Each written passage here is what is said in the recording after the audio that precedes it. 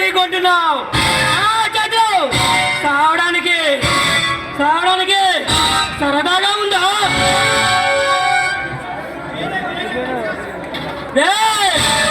నీవు శివుడు నా చేతిలో శవంగా మారడం ఉంది. నా దానికి అడ్డు తప్పుకో. అడ్డు తొలగించుకోవడమే కానీ అడ్డు తప్పుకోవడం ఈ శివ హిస్టరీలో లేదు.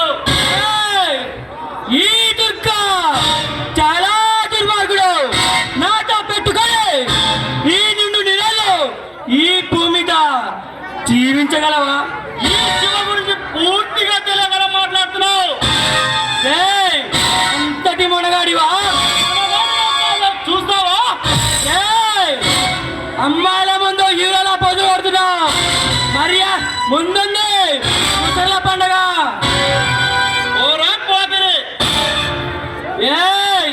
వస్తా, మళ్ళీ వస్తా, నీ అంటూ చూస్తా. చాలా థ్యాంక్స్ అండి, సమయానికి వచ్చి సేవ్ చేసినందుకు. పర్వాలేదు మేడం, ఈ చిన్న విషయానికి థ్యాంక్స్ చెప్పాల్సినంత అవసరం లేదు. అది సరే, ఈ టైంలో మీరు ఇక్కడ? అది నా ఫ్రెండ్ అనుష్క వస్తానండి, దానికోసమే ఎదురు చూస్తున్నానండి. అది సరే, మీ పేరు? నా పేరు రోజా. నేను ప్రస్తుతానికి గుంటూరులో ఉంటున్నానండి. నా పేరు శివ. అది కామవరపుగూడ. డిగ్రీ కంప్లీట్ చేశాను. చూడండి శివ, మీలాంటి వారికి తప్పకుండా జాబ్ వస్తుంది.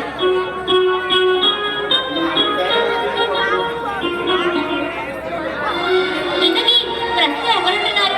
ఫ్రంట్ రూమ్ లో ఉంటున్నాను.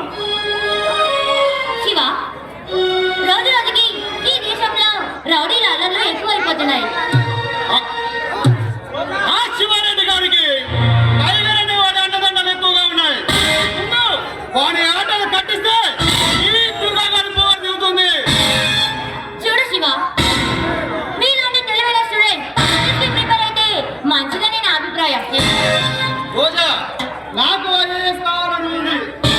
కానీ లంచగొండితనంగా నిండిన ఈ దేశంలో రాజకీయ నాయకులు, ప్రభుత్వ అధికారులు శాంతంగా డ్యూటీ చేసుకునేవారు. కానీ మీలాంటి వారు కలెక్టర్ అయితే ఇలాంటి పేద ప్రజలకి న్యాయం జరుగుతుంది. అందుకే కలెక్టర్ అవ్వమన్నాను. ఈ నిర్ణయం ప్రకారమే నా ప్రయత్నం చేశాను. త్వరలో గ్రూప్ ప్రిపేర్ అయ్యి సివిల్ ఎగ్జామ్ రాస్తాను. చాలా కాన్ఫిడెంట్ గా నువ్వు ప్రయత్నించాలా కానీ విజయం తప్పకుండా సాధిస్తారు. అది సరే, నా గురించి అన్ని అడుగుతున్నారు, మీ గురించి ఏమీ చెప్పట్లేదు. నా గురించి ఏముంది శివ, ఈ రోజుల్లో ఆడపిల్లల్ని కాలేజీకి పంపించాలంటే మన ఇంట్లో తల్లిదండ్రులు చాలా భయపడిపోతున్నారు. అందుకే నేను కాలేజ్కి వెళ్ళడం లేదు. రోజా, ఈ వ్యవస్థలో మార్పు రావాలి. ఆడపిల్లలంటేనే ఆటంబం లాంటి వారని ఇలాంటి వాళ్ళు తెలియజేయాలి. సరే శివ, నేను వెళ్ళొస్తాను. మళ్ళా వచ్చినప్పుడు పూర్తిగా నా గురించి చెప్తాను. బాయ్.